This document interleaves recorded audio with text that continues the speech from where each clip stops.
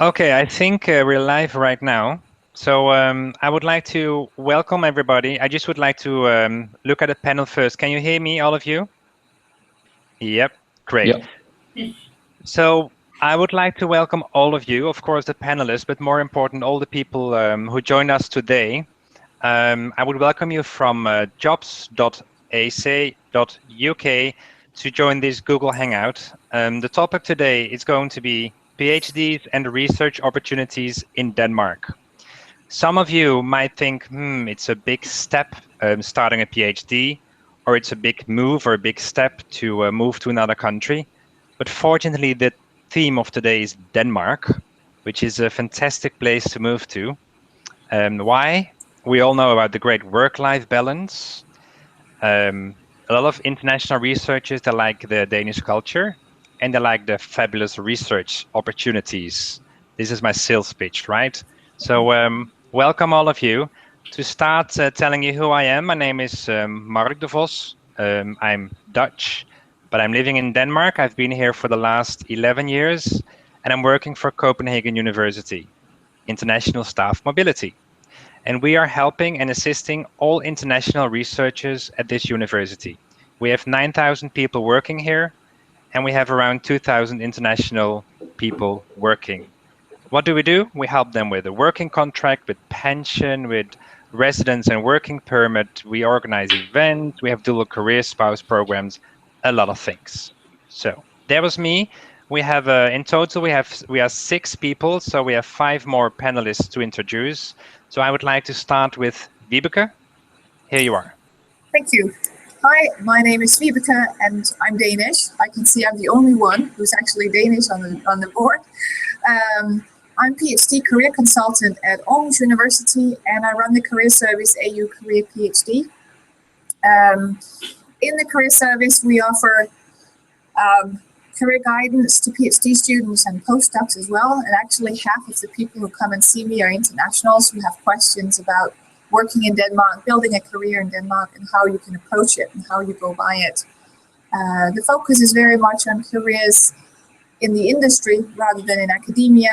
And so I do a lot of events where PhDs can interact with the business life or where they can meet different profiles working in different kinds of jobs, hopefully helping them to get an idea of what job is right for them and how they get it. So that's what I do. Thank you very much, Vibeke. And the next person who's going to introduce himself will be Pedro. Hi, everyone. My name is Pedro Parrayes. I come from Chile, and I have been in Denmark doing first my PhD and now my postdoc for the last 5 years. So if you have specifically in the area of management or engineering questions, that I could help you a bit. And then also in the idea of coming from, for example, Latin America to a place like Denmark. Thank you, Pedro. And the next person I would like to introduce herself is Shivani. Shivani, here you are. Hello, I'm Shivani Joshi. I come from India, especially from Mumbai. And I came to Denmark in 2010 because I was awarded International Mobility PhD stipend from the government of Denmark to pursue my PhD in Aarhus University.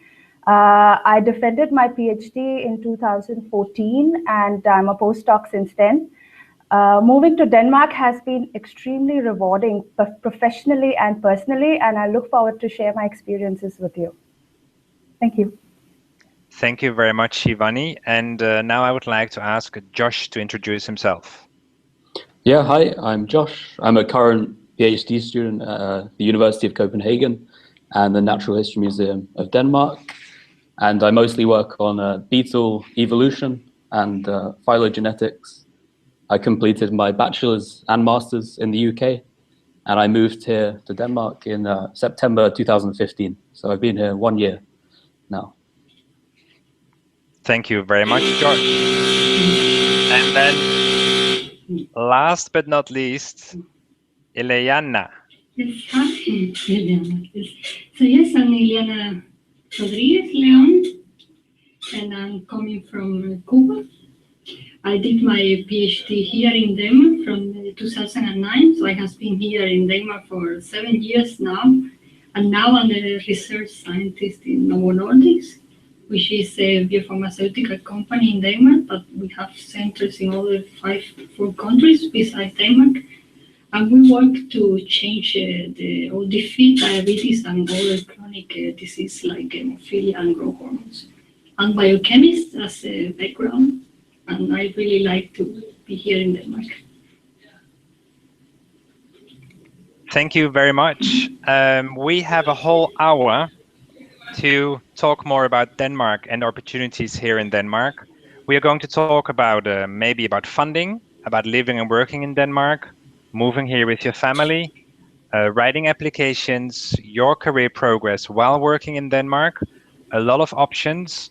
Most important is that the people, you, who are there today, get an answer on some of your questions. So basically, you are welcome to send some questions, and you can do that through, I wrote it down here. If you are watching today, then you can use the chat box on the side of your screen to ask your questions.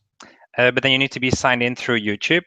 If you're not on YouTube, you can use the @ and jobs.ac.uk, but you must use the hashtag #jobsQ. So we already have a few questions coming in, so let's start. The first question is a general question. It's about, how do I find a postdoc or a PhD in Denmark when I'm not living there and don't speak the language? So my first question is to Pedro, because he did a PhD and a postdoc in Denmark. So Pedro. Yeah, so starting with the PhD, I actually was doing my master in the UK, and while doing my master thesis, I interviewed a number of researchers abroad in the context of putting together the master thesis. And in a way that was because I wanted to make the master thesis a bit better, to have feedback from researchers abroad, but also because I knew that that was part of building a network. And indeed it worked out. So I interviewed actually my future supervisor in that context.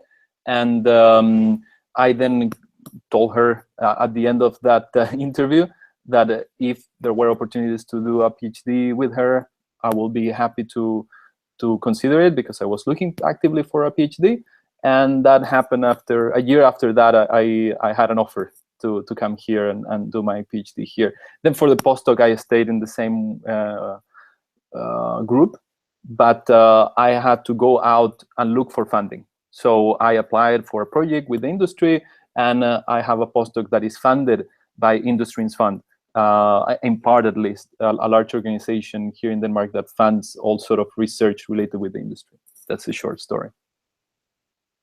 And could you name that organization, because some people would be interested in that, I think. Yeah, so the organization is Industry's Fund, and for postdocs and for PhD projects, they can fund very specific projects that as a part will cover salary. And then for my PhD, that was funded by the department. So they had a position, and they let me know that the position existed. I was anyway looking for that in different places in each of the universities, and I applied to the regular route, but with the advantage that they already knew me. So when it came to sorting out all the candidates, I had a bit of an advantage, but a fair advantage, I will say, because how it is perceived here, all this idea of using your networks is a positive. Like in some places like Latin America, you think, well, you use your network and that's a kind of an unfair advantage. But here, because of equality, if you go and you use your network, because you are all equals to start with, that's fair game. Thank you very much. And networking is a key element in Denmark. We will come back to that one. I would like to ask Shivani, because you also did a PhD and a postdoc in Denmark. How did you get access to this country? I'm a biologist by education, and after I finished my master's from University of Mumbai in biotechnology, I worked in a genetic diagnostic lab, where I realized that I want to do my PhD in translational molecular medicine. And I was so fortunate in 2010, Aarhus University had international mobility PhD stipends, so I qualified for that.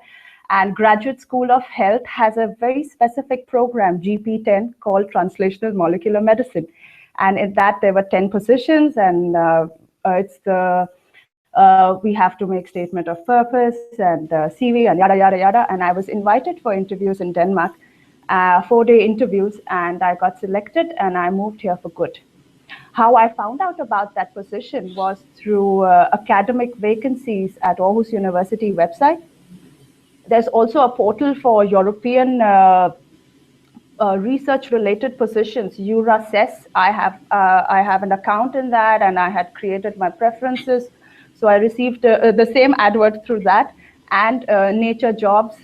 So it was 3 sources telling me about the same position, and that's how I landed my PhD. And I defended my PhD in 2010, but in 2013, we started a new project from scratch, and it won like a 2nd place in a competition, and which was a good leverage to convince the head of department that, come on, please give me salary, we can work on it. And there were internal positions, and like Pedro mentioned, I applied for them, and I had an advantage because it's my baby, and I got selected, and I had salary for my postdoc, but I had to apply for a lot of grants for operating costs.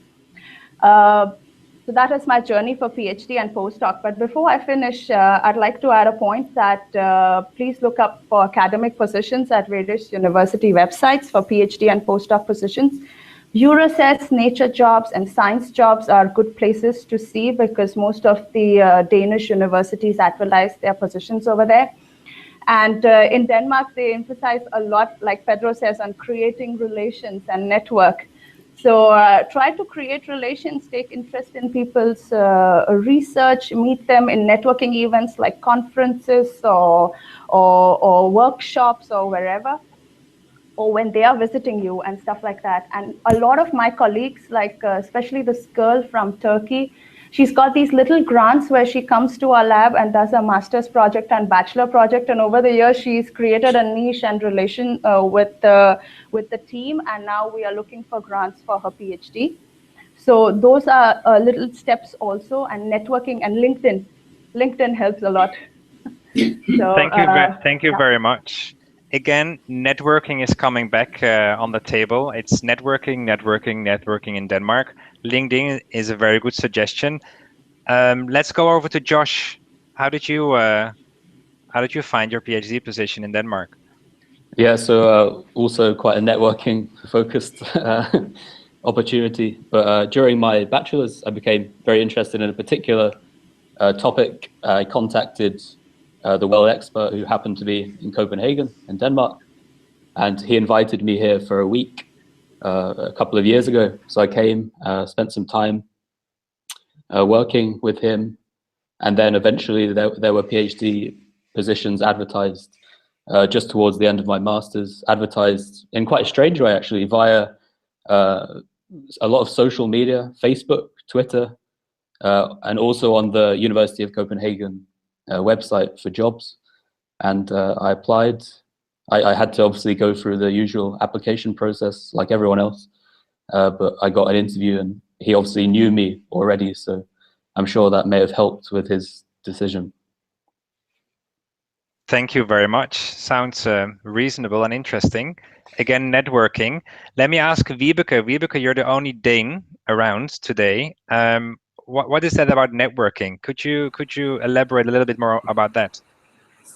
I think it's important to realize that it's not networking in the sense of giving your friends and family benefits, but it's actually about knowing people and creating contacts that you can then furthermore use to get more information or get the right sort of information, so people can guide you in the right direction.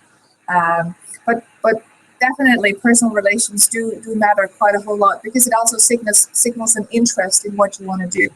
So if you're already, either as Josh has done, has been collaborating a week or something with his collaborators already, it just makes an advantage when they are to look at at the different profiles for hiring. So yes, networking is essential, and it's definitely something to think about. Yeah.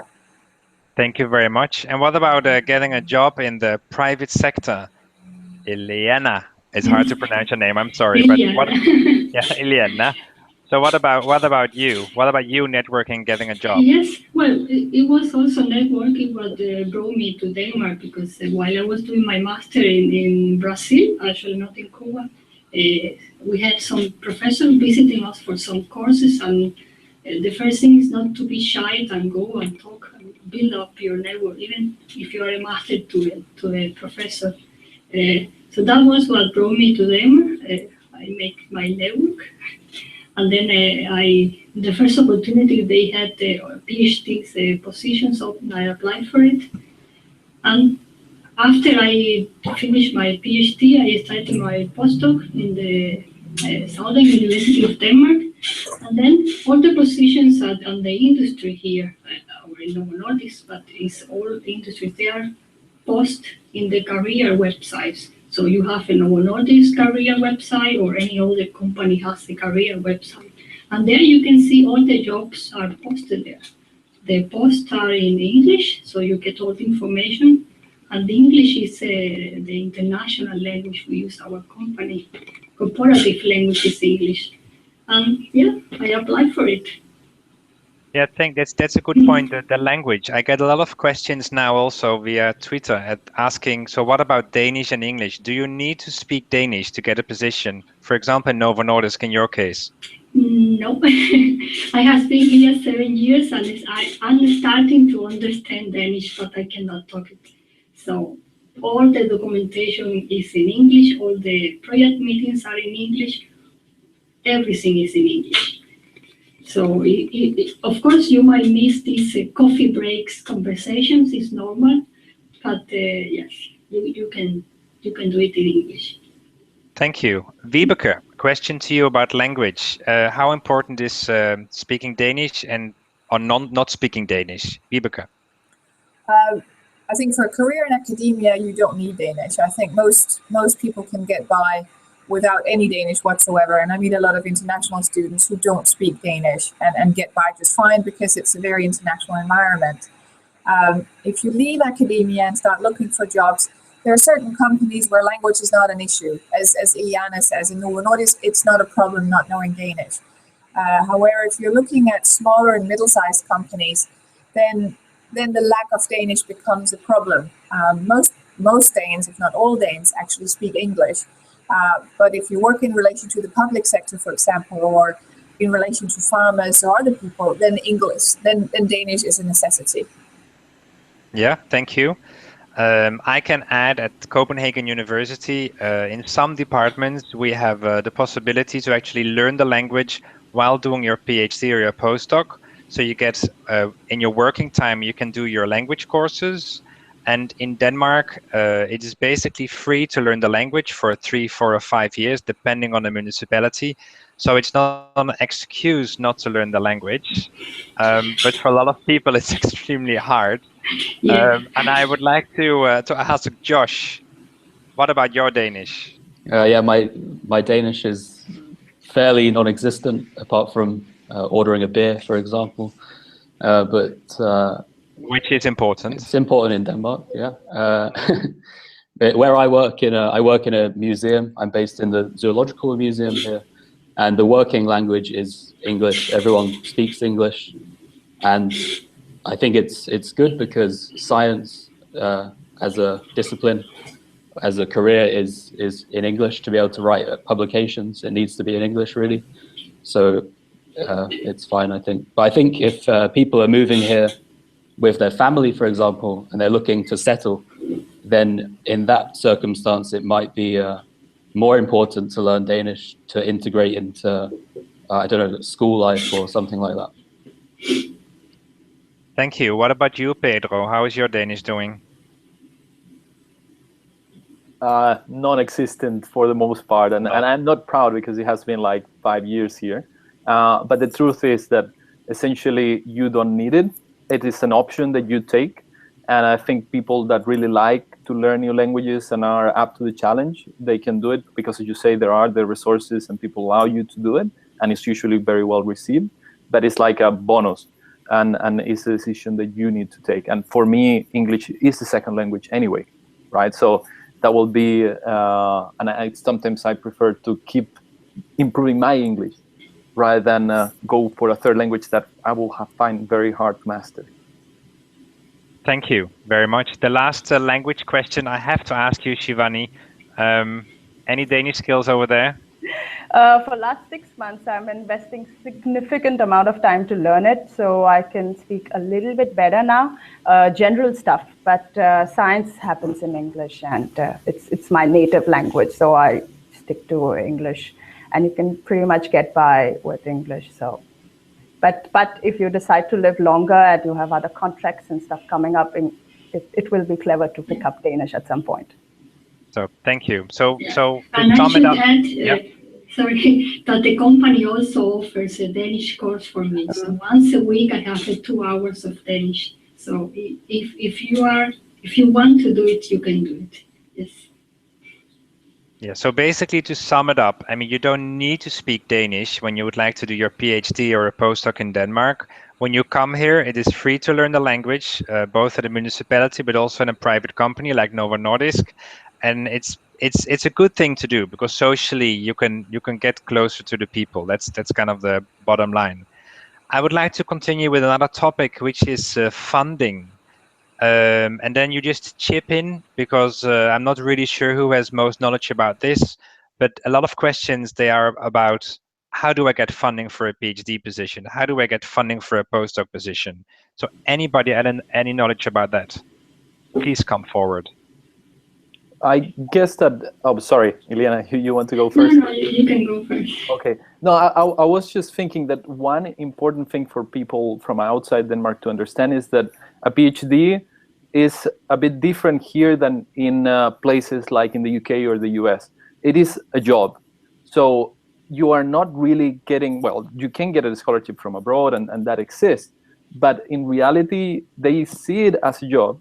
And you get your salary every year, or every month, sorry, and is either funded because there is a project going on and that pays your salary, or is because you bring your own funding for the project and then the project pays your salary.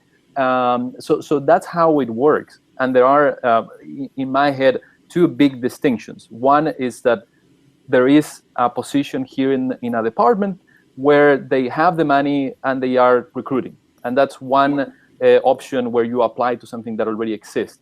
And then there are things like industrial PhDs, where you sometimes kind of generate the opportunity. And in that case, there might be a company looking forward to work with a PhD within the company. So they kind of pay part of the salary, and then they create this project with the university where you get funding from different sources. And there is a subsidy from the government for those industrial PhDs.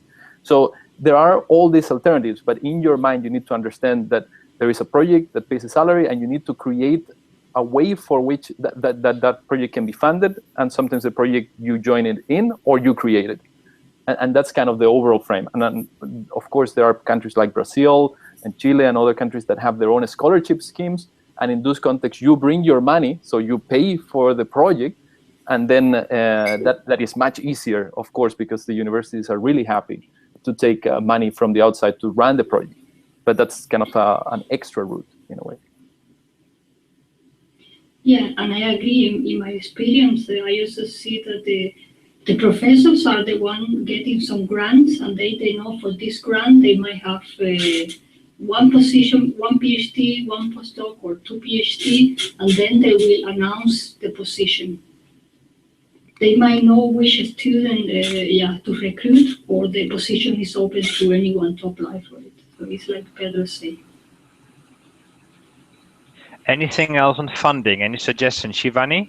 Yeah, it depends if you've gotten your salary through the government, like I came, because it was a government program, or as the professors have gotten. But there are these Novo Nordisk star fellowships for PhDs that you can apply together with a Danish professor. There are postdoc fellowships by Novo Nordisk, Lundbeck, Carlsberg, and Danish Council of Independent Research. And these websites are fairly in English. You can read about it, collaborate with the existing professor, and you can start applying for money. You need a strong-ish CV for that. There are European grants, the Horizon 2020 grants, if you can be part of the big project. Marie Curie projects, they bring in funding too. And then there is the question of operation costs. That is also, you have to apply for those grants, but that is once you are here. A lot of Danish funding agencies, they are okay with when the applicant is not Danish, you can make applications in English and all, and you can get by with that. The only catch over there is you have to write the layman's description in Danish, but you can pay by beer to one of your colleagues, and or your boss can write it for you. So, yeah. Thank you. What I can add with the Marie Curie, for example, I know at our university, University of Copenhagen, is that we also help people to write the proposal. So if you are working on a topic, I think also coming back to networking in Denmark, it's a very smart thing to do to just look at the website of the university. You check if there's a department which has your interests. You go there. If you find a contact person, you can just as well either call them or email them. For a lot of other people, it sounds strange because, oh, can I just call a professor? If it's very relevant, you can just do it. Don't waste their time. So ask a very concrete question, tell them what you want, and maybe you can get something out of it. And from this, I would like to ask Vibeke, because Vibeke, you're also helping a lot of PhD students at your university in trying to find jobs, but you also must get a lot of questions about funding, right? Not often, once in a while, but mostly in relation to the move from PhD to postdoc. And I'd say I basically say the same things as Shivani and Pedro's mentioned, that it is very much about looking into the different funding opportunities, looking at the potential, the possibility of industrial postdocs, for example, and again, networking, making sure that the professor you work with actually knows that you are interested in doing a postdoc, so that it's something that you can prepare for and quite early on, before you actually finish your PhD. But can I just say, in relation to the funding of PhD projects, that in the majority of cases, each university will typically post a different number of open PhDs every year. So you have individual projects where a certain department can say that we have 2 individual projects, and you can basically write up your own project proposal and see if you can get money for that. And that will typically be already funded. So if your PhD proposal is accepted, it's with funding. And also there are so-called open calls, where there are specified projects, where a certain department has maybe laid out 10 or 15 different PhD projects, and these are all funded as well. So then you basically just apply for the PhD and get it with funding, so everything is taken care of. And as was also mentioned, it is a job in Denmark, and you get a fairly good salary for it compared to many other European countries, definitely on that level. Thank you. So Josh, what kind of PhD position did you get then? Did you just apply, or did you get funding, or how does it work? So my supervisor got the funding already. We have European Union Horizon 2020 funding, and then I applied for the position. So in my case, I didn't have to search for funding at all, which was nice. So what about your next step? Because as Vibeke said, she's also helping PhDs in the next step. What are you going to do? Did you think about that? Yeah, I've been thinking already, and I think my plan will be to probably leave Denmark. Is my best. No! Yeah, unfortunately. I think for the area I want to pursue, the best opportunities will be probably abroad in the US, maybe. So do you get any help for that? Are people assisting you in that, or? As far as I'm aware, there are people that will help you write grant applications and stuff like that for postdocs, and for established professors can also get help, like you said, with writing grants. Yeah. Thank you very much. Is there anything else to say on funding from Denmark? No? So then we're going to a next topic. A lot of people, and Josh, we continue with you. A lot of people also ask about a PhD structure in Denmark. Yeah. Is that different as in other countries? As far as I'm aware, it's very different compared to the UK. In the UK, as far as I know, you focus on doing your research and writing a large thesis to hand in at the end, comprising perhaps 4 or 5 chapters. Whereas here, the focus from the very beginning really is to publish papers throughout the PhD and then bind them up with any extra chapters which may be unpublished and then hand that in, which I think is a great system because you come out at the end with the qualification of the PhD and you have hopefully a good set of publications to help you move onto the postdoc level. Thank you. Shivani? Can you repeat the question, please?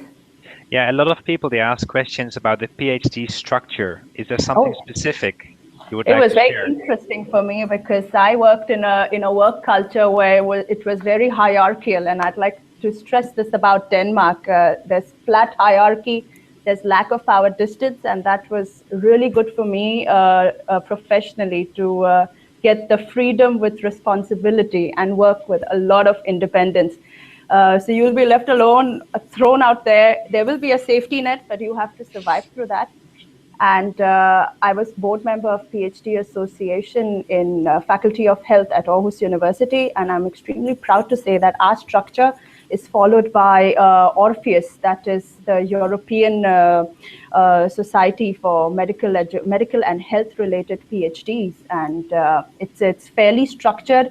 We have to fill in a portfolio every 6 months, so graduate school is also monitoring the progress of your PhD, and as Josh said, there's a lot of stress or focus on publishing your articles, and keep it to the point. Pedro, anything to add?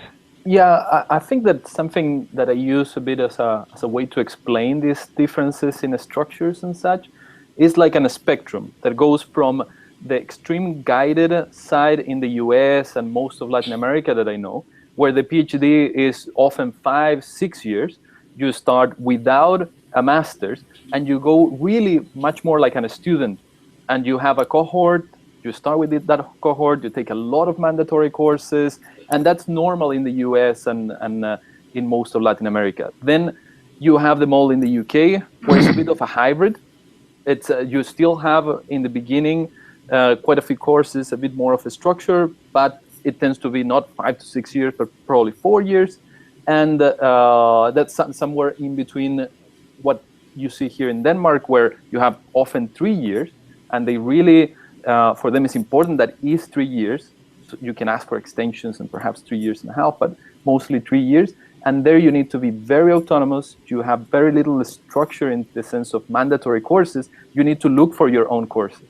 So it is very interesting because at least when I arrived, I had this budget, my operational budget, and I could select courses from the university. I could select courses from abroad. Several of my courses were in European, in other European countries. And sometimes you don't pay a fee, sometimes you pay a fee from your operational budget.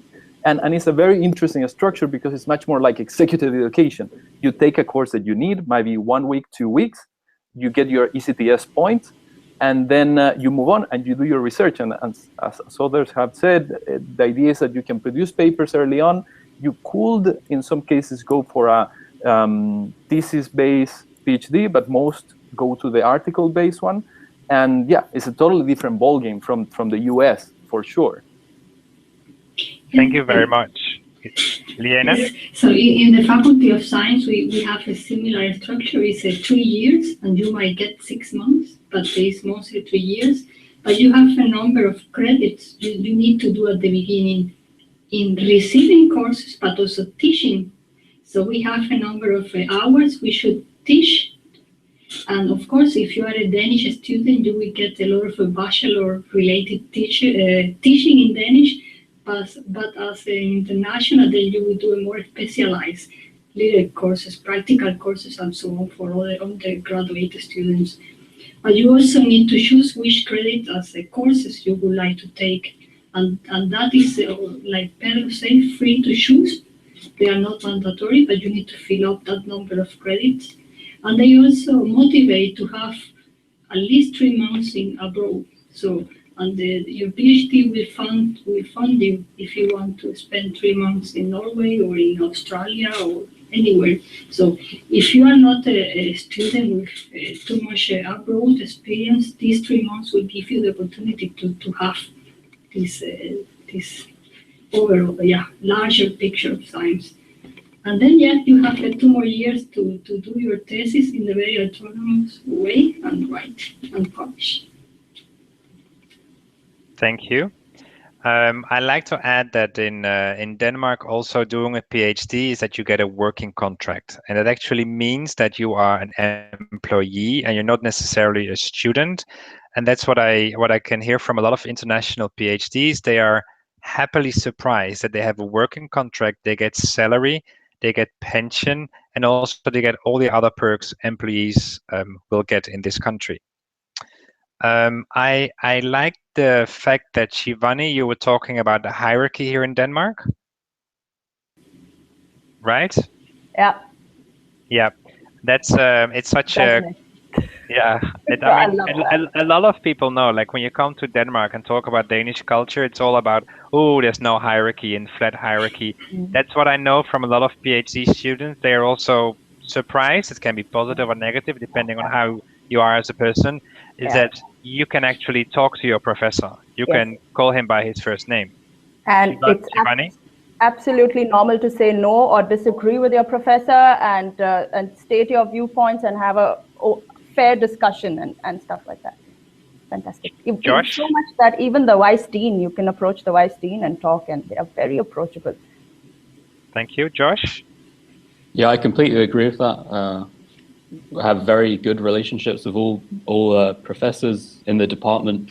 You can talk to them as if your colleagues and even friends in a lot of cases. There's no barrier at all.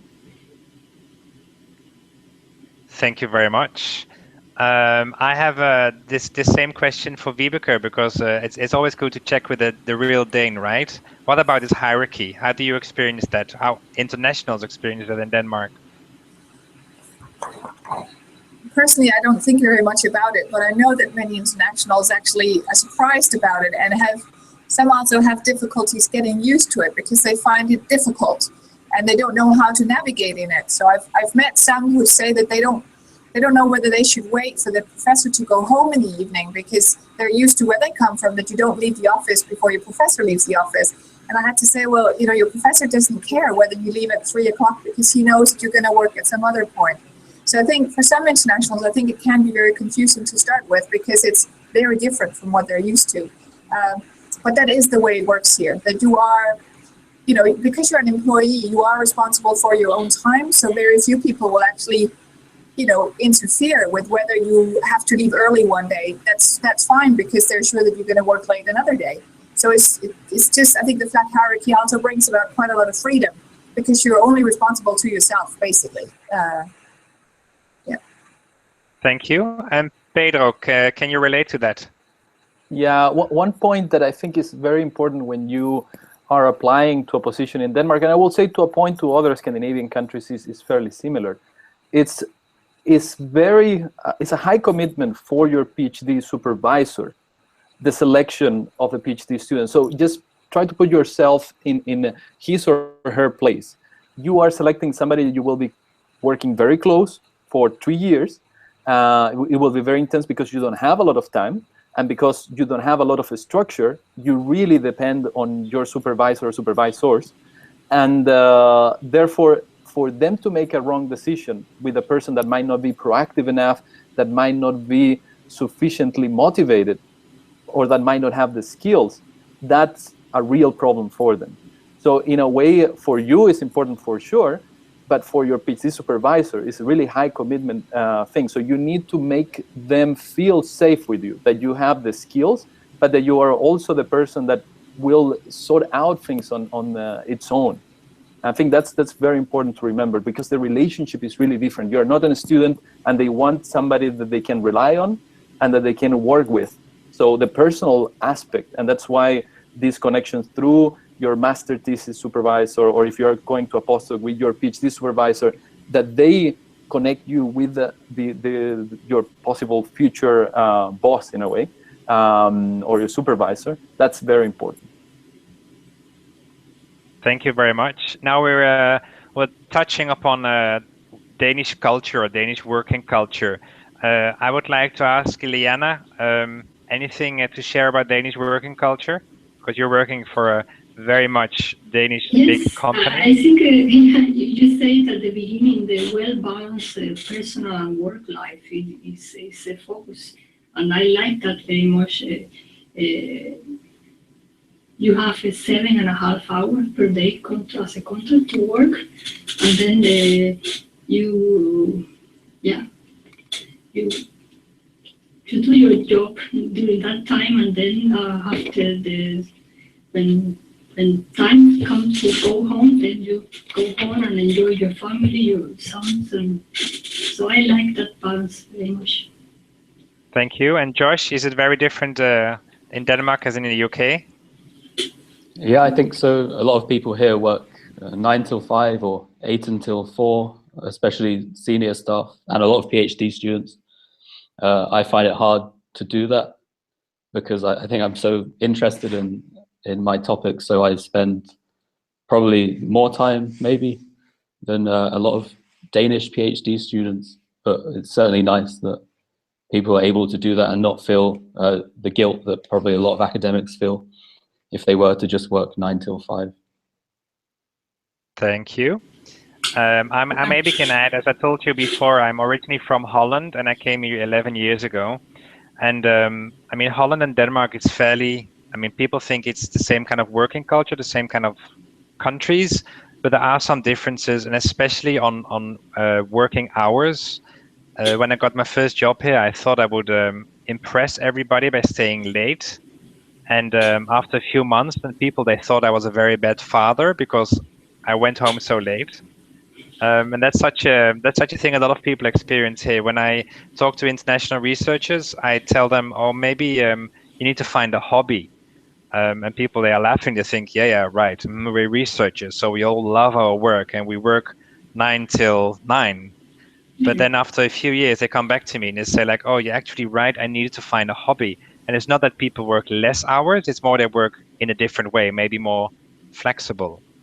Iliana, yes, you're raising your hand. Yes, I should say that when I came for my PhD, I used to work as well from 10 or 11 in the morning to midnight maybe.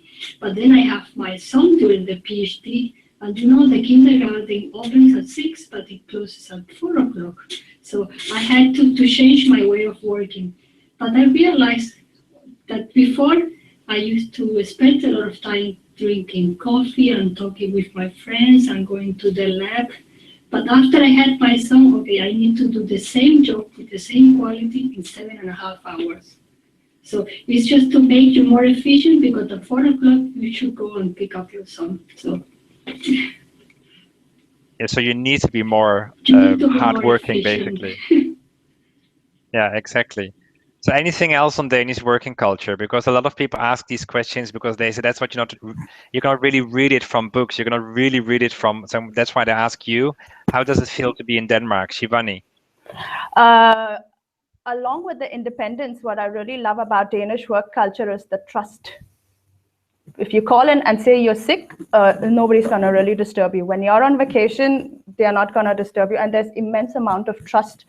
And also among your collaborators, you don't have to sit on their shoulders and poke them all the time that do my job or this and that. So I really appreciate trust in Danish work culture, including work-life balance and other things. Thank you very much. Vibeke, anything to add? Not a whole lot. I just want to say that I don't personally meet very many PhD students who only work 7.5 hours a day. But I think you have the freedom to, and as Shivani says as well, because of the trust issue, you know, you can go home at 3 and then you work again in the evenings. So I think it's more that there's not an expectancy that you are expected to stay until late every day. Of course, if you have rats in the lab and you need to feed them or whatever, you know, you need to take care of that. But in general, there's a very big focus on the necessity of having a life outside of your PhD. And if you move out of academia and into industry afterwards, they also value the fact that you have done other things than just doing your PhD. Being part of extracurricular activities or joining associations or unions or anything like that, sports clubs, gives quite a lot of credit for Danish employers, so that you can show that you are not just, you know, a working bee. Thank you very much. Let's continue to another topic. I just got a question in, and the question is, can you talk about the possibilities to continue working in research after a postdoc position? So let's start with Novo Nordisk. How is that? Well, at least in the research part, global research, you only need to have a PhD. So you don't have to have 6 years postdoc to get the position. And all the positions, you start as associate scientist or senior or scientist or senior scientist. And having a PhD level is enough to apply for this position. So that could be one of the options. But we also have the industrial postdocs opportunities as well. So that would be a way. Thank you. And Pedro, you are doing your postdoc, right? How many years do you have left? So my postdoc is in total 2 years, and I am my contract is finishing in March. I'm already working on new funding. The normal for a postdoc is that goes anywhere between 1 year and 3 years. That's kind of the usual situation. When you are approaching from a PhD to a postdoc, when you go in that transition, you're expected to be much more proactive getting funding. When you're applying to your PhD, yes, you might bring a scholarship from your own country, or you might have a fellowship, but there is no expectation right away of coming with funding most of the time. But when you move from PhD to postdoc, there is an expectation about trying to fund it and being proactive, because that also shows that you are academic material. So it's for any future career in academia, you need to show that you're able to raise funding, and it's highly competitive, but it's part of the game. So you need to have some track record, and it's always good to bring, even if it's not the full money of the postdoc, to show that you are applying for funding and that you're getting something. Thank you very much. And what about companies in Denmark, Vibeke? Where could people work after a postdoc? Do you know? I think they can work in many of the large companies. For example, in the pharmaceutical industry, they readily hire people with a PhD and postdoc background. But I think in most companies, I started 4 years ago, and back then some companies were a bit nervous about hiring researchers because they thought they were sort of a strange type of people. And this has changed over the last 4 years. That it has, because the number of PhDs and postdocs leaving academia is so big. So now a lot of companies happily employ PhDs and postdocs. They might not necessarily write it in the job descriptions that they're requesting somebody with a PhD background, but they don't deselect them anymore as they might have done earlier. That now they're actually, because they can see the value of people with a PhD or researcher background because of the skills that you develop during your PhD. Thank you very much. Yeah, I can add that at our university there are a lot of myths about being a postdoc, for example. Some people, they say they start doing their postdoc, and then suddenly they realize, oh no, I just have 2 years left, and now I want to work in industry. I could just have well done it after my PhD, because I anyway earned the same.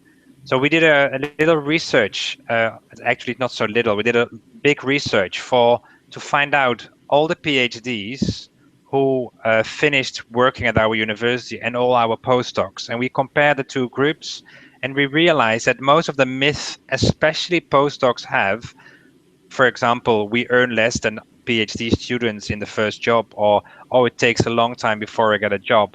They were actually not true. So we have a report on our website, both a PhD report and a postdoc report, which says that doing a postdoc, for example, they get a job immediately after. They also start working in industry. Their salary is actually higher than most of the people ending their PhD. So that's, I think it's a nice way to know that here in Denmark there are actually possibilities also after your postdoc position. And coming back to Novo Nordisk, there's a huge percentage of our researchers at the university, they end up in Novo Nordisk. And in some departments, it's still a taboo because, oh, you should not talk to your supervisor about wanting to leave academia because then nobody cares about you anymore. But that is also changing because most of us know that 90% of all the people, they end up in industry and they leave academia. So Elena, how many researchers do you have working there? So in my department, we are 6 scientists, and 5 of us are coming from the same academic group.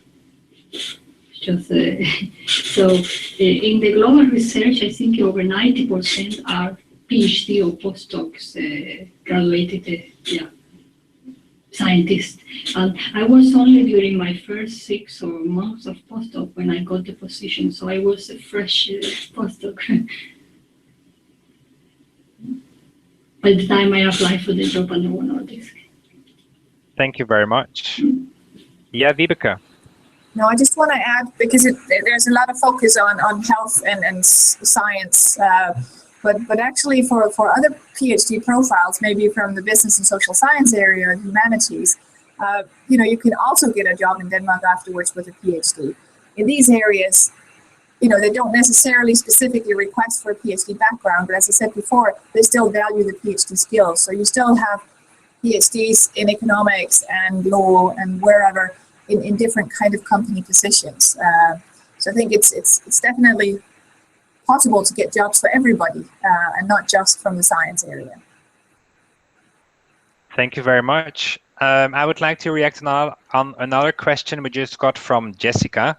And she's writing, how are Danish PhDs viewed abroad? I would be interested in staying in Denmark, but would like to be able to find work again in the US, UK, or Canada. I would like to ask Josh first. What do you say? Okay, as far as I know, they're not viewed any differently to any other country. If you get a PhD in Denmark, then you're still highly qualified and can apply and successfully get postdoc and other positions like anywhere in the US. I know people in the US and in Canada, they got their PhDs here. So I think it's viewed in the same way as the UK, for example. And do you have a network there? Because I think when you're doing a PhD and you would like to leave, then coming back to network, I think in the research world, a network is extremely important. So in your case, is there a big enough network at Copenhagen University? Good question. Maybe for what I'm doing, the network is very small because it's so specialized, which is why I think my best next step will be to look in the US and perhaps Australia and look for my own postdoc funding rather than joining another research group, for example, unless I can stay in my current research place. Yeah. It was also kind of a tricky question or a rhetorical question because we work for the same university, right? And I know that we are a member of the EARU network. It's with Singapore University. So we have some collaborations which we can definitely easy tap into. Yeah, that's good to know. I didn't know that. See, so we can talk about it afterwards. What about Aarhus University? Vibeke? Sorry, can you give me the question again? Yeah, the question is about when you're doing a PhD in Denmark, right? How easy is it to get another position abroad? How are PhDs from Denmark valued abroad? Do you know? I actually don't know. I haven't experienced anybody having problems with anything. I haven't met anybody who got critical comments about having done a PhD here. I've heard that people think that because there's so much autonomy in Denmark and there's so much freedom, and you need to really be responsible, that many of the PhD students who leave Denmark are actually more mature PhDs than they might have been if they had done their PhD in other places. And I think for many places that's a benefit, that they go out with a skill set that they maybe not would have achieved in places where the structure of the PhD is different. Thank you. And Pedro? Yeah, I think that with a lot of these things, especially at the PhD level, is the area of expertise in which you are working might be strong or not in a particular institution in a particular country. So Denmark has some strengths in certain areas, and if you are doing something in social sciences that is very specific to an issue that is Danish, for sure it will be hard to go out and say this is relevant also for this other country. But in a number of areas, this is very international, and as long as you're working with a good group, they will have the links to other groups that also work in that area anywhere in the world. And in particular, this idea of the research abroad period, this sometimes up to 6 months, but more often something like 3 months, there is where you also build bridges with the institutions that you would like to connect with. Like in my case, I went to MIT, and that was an incredible experience to really build those connections with the US, with the institution that I thought in my field is the top in the world, and then you connect with all the researchers over there. And that's a great opportunity, right? To have this this stay abroad, so that you yourself can decide where would I like to build up my network, and then you try to go there, and then you create your own network there. In our university, we also have a person dedicated to helping PhDs going abroad. So this person is sitting down with PhD students and ask them, so where would you like to go to, and try to assist them to overcome some barriers so that it's easier to go somewhere else and get a network. So we have a few minutes left only, unfortunately, because we can talk for hours, I guess. But is there anything you would like to add? Like, what do people be aware of when they come to Denmark, research, cultural-wise? Shivani, any last words? Speak up. Danish people are very polite, and they will respect your space, and they will not ask you many questions, and this is not an open arm culture. So speak up if you have anything, if you have any questions in relation to any position. Don't be shy to write a direct email, keep it short, and inquire about that position. And even once you are here, just speak up if you need anything. That is my take-home message. Thank you very much. It's a very nice message. Josh. Yes, I would say that PhDs here are paid quite well, which probably is also, is affected slightly by the high tax. But you can still certainly live comfortably on a Danish salary. And I think that's an important thing for people to know, that despite the tax, you can still survive very well. Thank you. Eliana. Yes, and from the company side, I will say that the Danish appreciates the team building sort of spirit. So you are not a solo player, you are a team all the time. So they really appreciate that. And honesty and being yourself, they appreciate that a lot. Thank you very much. Pedro. Yeah, I will say that do not make a mistake that I have seen every now and then of just spamming everyone in a department with a standard kind of connection letter or something like that. Be very specific. Go to the websites of each institution, look for researchers, make your homework, and narrow down to a very few people that you think is highly relevant for what you want to do, and build some sort of connection there. Do not spam, do not just send messages that are very generic, because it just kills your options very early on, and people realize because people talk with each other. So just go for a very direct, when it's about networking, it's about directed networking, it's about building real relationships and not just touching a lot of contact points. Thank you. Vibeke. I just want to agree with what everybody else has said, because I think it's right. And I think it's important to know that, don't, go out there and approach people, but do it in a nice way, and be, as Pedro said, don't write generic mails, because I receive them as well, and they get trashed in right away. So if you want something at the university, find the right person. Take the time to actually get to know who you want to write to and why you approach that person, and do a good job so they can see the sincerity in what you're doing. And I would just say, I think Denmark is a great place. It's a great place to work. The salary is fine.